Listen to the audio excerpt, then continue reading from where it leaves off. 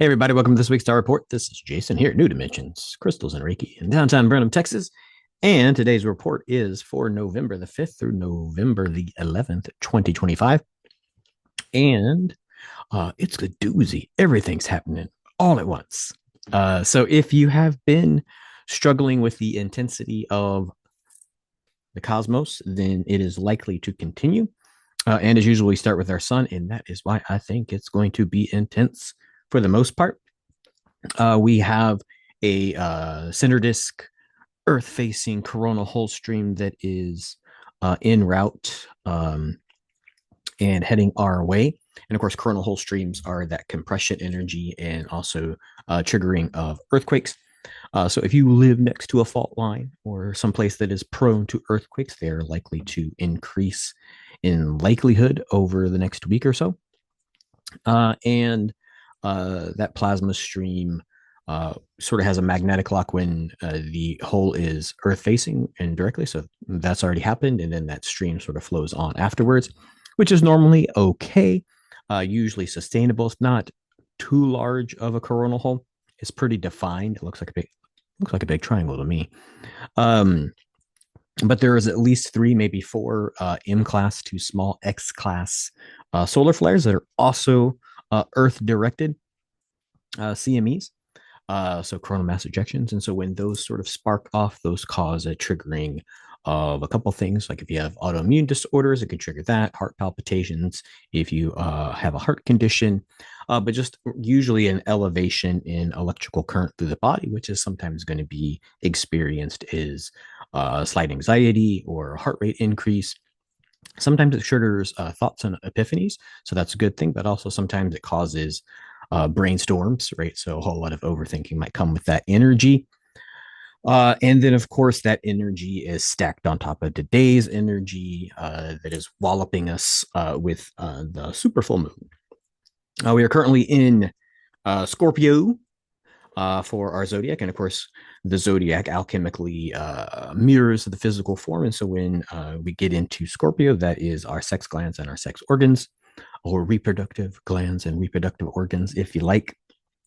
And so sort of pay attention to that Scorpio. And then, of course, that makes sense with the season. It's in some latitudes already cold. So what else is there to do besides reproduce? And it leads us into the number of retrogrades we have. We're currently in 4, but we'll be in 5 by the end of the week, 6 by the end of the report. And so the current retrogrades are Neptune, Saturn, Chiron, and Uranus that we've been in for a while, right? So that energy continues. Mercury is going retrograde over the weekend. And we all know what that does. It's usually about communication and travel. Sometimes it's about contract law. So pay attention to what kind of agreements you're getting into or what kind of agreements that you're in that you might be re-examining during Mercury retrograde. Like, is this right for me? And that could be anything from job contracts, marriage contracts, wills, real estate, all that kind of stuff. Pay attention to that. And then big Jupiter, is going to go retrograde next week. And so that's usually the planet of expansion and growth. So, hey, if you don't feel like the universe is telling you to get to it and grow yet, just wait till I think it's Tuesday. We'll see. We'll see when I get to the report. So much information packed in here. I don't know what day it's happening. But yeah, so that's what's going on with that. So watch out for the retrogrades this week, which leads us to today, November the 5th. Remember the 5th of November, the gunpowder treason and plot. If anybody likes V for Vendetta, the movie, also that's kind of a historical reference, which is why it makes the movie cool. So if you're sort of thinking of that energy of, hey, what's happening in the planet, in the world, in the culture, today's a good day to sort of contemplate, like, is it all falling apart? Is it being caused to fall apart? Who's falling it apart? Who's knocking it apart? Is it good or bad? Of course, everything can be for our good. So it is a matter of perspective when you expect good things to happen. And of course, if something's going to go away for something better to replace it, then of course some things have to go away. So just sort of pay attention to that energy of the 5th. It is also the largest super full moon of the year of 2025. And so super full moons, obviously the moon is super close, which is why it's a super moon, because it comes closer to the planet. And then, of course, it is full. And of course, that energy lasts over 36 hours ish, not quite 48. So pay attention for that super full moon energy to be today and tomorrow. Um, but the moon in this instance, with all the things that are happening, it's really going to be highlighting the things that need to be set free, whether that's belief systems, government systems, all the kinds of stuff, right? It's going to sort of highlight, like, hey, maybe this needs to change. Maybe a lot of times this is more interpersonal, right? So you sort of see the systems that you might be shackling yourself with that you need to be freed from, right? That you have given yourself obligations that are no longer your obligations, is the kind of energy that comes around with the super full moon. And of course, that leads us into tomorrow, Thursday, the 6th of November, with that super full moon still lingering. Uh, Mars and Pluto on that day are going to be helping us continue to be aware, right? So uh, most of this metaphysical stuff is an awareness, right? Of, hey, this is what's going on. This is what I am. This is what I could be. And so that information or that awareness is sort of highlighted, of course, with all the retrogrades and all the change going on. A lot of times what happens is we get fatigued, right? Sometimes it's called information overload. There's so much information coming through, you don't know which ones to do, and you become fatigued from trying to figure it out. And so there is a tendency to want to detach from that and just turn it into a turtle and go like, it's going to be better later. So this energy with Mars and Pluto really sort of helps you remain aware and probably become a little bit more selective in the energy that you're paying attention to, in the information that's going through that is relevant to you, and how you can grow and change from that. Your awareness really sort of is your freedom, right? If you're unaware, then obviously you can be controlled. So this awareness is what kinds of things are going on in the world or in my life that are limiting me, and how can I use those for my benefit. And so the alignment of Mars Pluto also helps us to what's the word? What's the word? I'm going to write it down. Find new ways to respond, right? So if your response to all of this enlightenment and awareness hasn't been getting you the results that you want, then this energy also highlights new ways that you can sort of respond or interact or use that energy, right? And sometimes maybe that's studying astrology, maybe that's doing something, getting into a meditation practice, which allows the information that's relevant to you to rise to the top in the silence, all that kind of fun stuff. Leads us into Friday, the 7th of November. That's going to mark halfway from equinox, the fall equinox, to the winter solstice.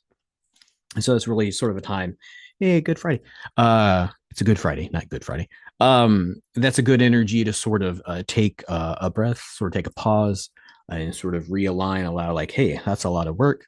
Sometimes you want to think of this as a rest during a run, taking a sip of water during a workout, um, taking a little bit of time to integrate after you've done some meditation to sort of like, okay, now what did that do? And then, of course, come back from break. So keep going. And then, of course, Uranus is going to be in Taurus, and that's really going to be giving us the stamina that we need, right? The bull keeps going. Taurus here.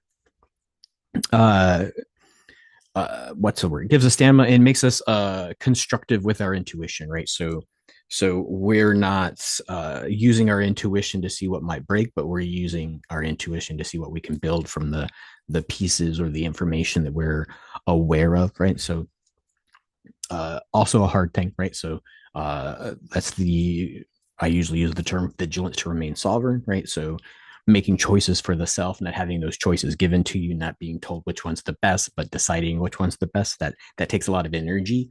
That takes a lot of accountability, and so sometimes that gives us a little bit of fatigue too.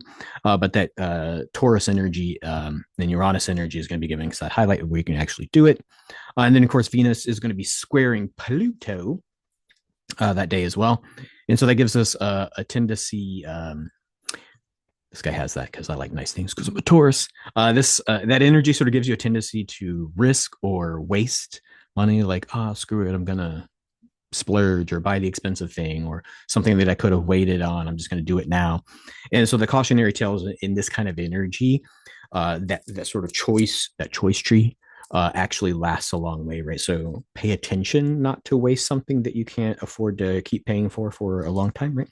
So probably that's don't buy a house, don't buy a car. Maybe it is. Maybe you can pay cash and you're not paying for it. But just a cautionary tale for Friday.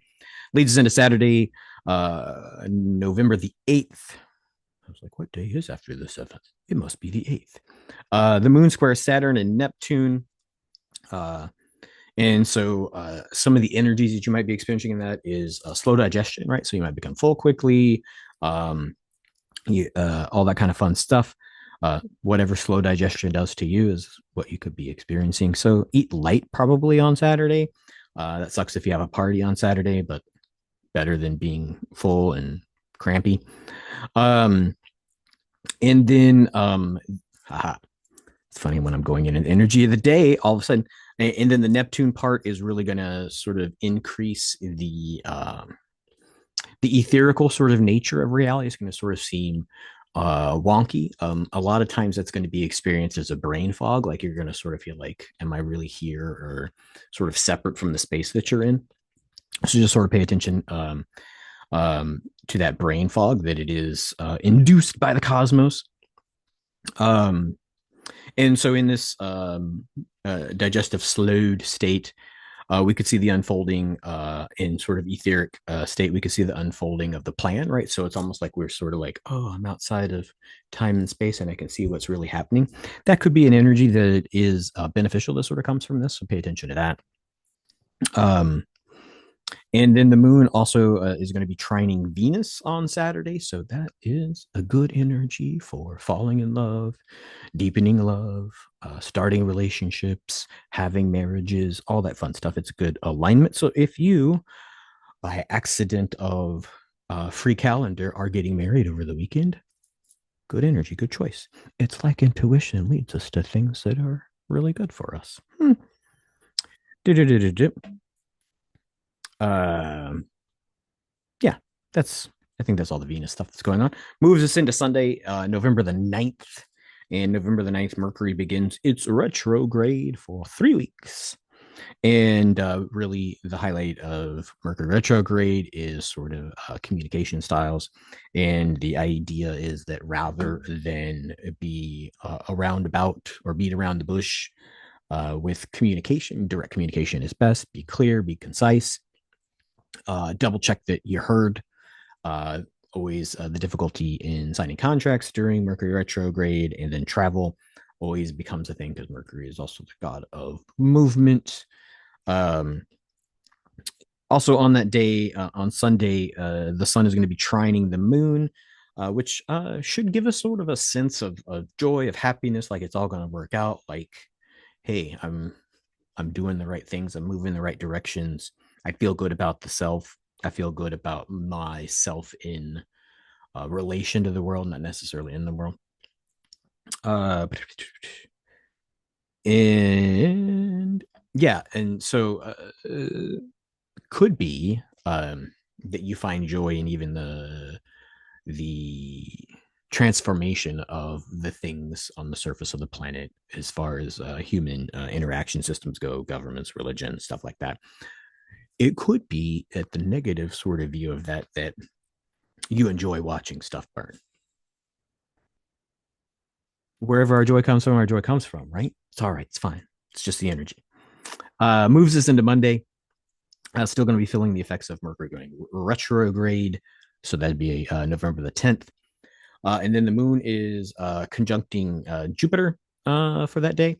And when that sort of happens, it gives us the energy of financial gains and even social success, right? So sometimes it's all about who you know, not what you know. So both of those things can be true on Monday, where it might not be the financial gain that you're hoping for, but it's a relationship that you start that leads to that financial gain. The moon is also going to be trining Saturn, and that's actually excellent for business energy, meetings, interviews. Starting your own business is a good energy for Monday. And then the moon is trining Neptune, which is going to help you sort of have the vision or see what others don't, or see the things that maybe people are missing in that meeting, in that financial expansion. Yeah, I think that's everything I wrote down for that day. And that leads us into Tuesday, 11/11, November the 11th. The 11/11 gateway, of course, double master number 11 and 11. Everybody likes to see that on their clock. It's having a metaphysical experience, but it is kind of a thing. If not really a thing, it's a thing because of our group consciousness, which believes it's a thing. And so when that 11/11 gateway sort of shows up, it really starts to give visibility to your highest path, right? So it's like, hey, here's what I've been living at. Here's my mastery level. And so it sort of shows you how to sort of switch paths. If you want to think of this as, do people still write trains or note there? Anyway, that sort of little switcher thing where you're like, hey, I could hit that switcher thing and take the higher path. And usually there's less people on the higher path. So it's, if you don't like being stuck behind traffic, maybe Tuesday is a day to get in the fast lane. That'd be fun. Also on that day, Jupiter is going retrograde, right? And that's, oh my goodness, it's like it's lined up. Jupiter's planet of expansion. It's all large and fancy. Giving you what it's really doing in that expansion is expanding. Wow. Expanding your self-worth. And so sort of going along with that Monday energy, expanding of self-worth. Maybe you ask for the pay you deserve. Don't take a low ball offer to get a contract for a job.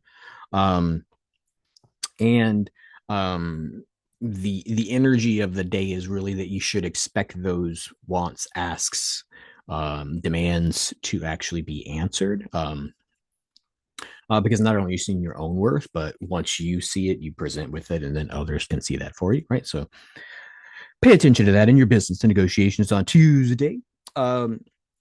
This with the moon in Leo, though, so that expansion of self-worth, the undercurrent of that, and this is what everybody always struggles with, work and home life, right? So this I'm too big for my britches might cause a little bit of clash in relationships, because both people stating their self-worth, might, I'm worth this, I'm worth this. I clean the house, you don't clean the house. All the things. They can come with interpersonal relationships. So pay attention to that energy. I think that's everything for the week. I should be here all week. No plans to exit the premises as of yet. So if you want to come to the shop, I'll be here today 11 to 5 through Saturday 11 to 5. If you need to book an appointment, either before or after the shop opens. Of course, you got to do that 48 hours in advance. So you got to get on if you want to get in here. newdimensionscrystals.com is where you would do that. And of course, tarot card readings are walk-in. So if I am free and you are free and we are in the shop and you need one, then you may swipe the credit card and get one. And we will talk about the wisdom that is specific to you. I think that's everything. I'm looking for buttons to hit the end of the meeting. Until next time, everybody, which is probably next week, I wish you all a many blessings.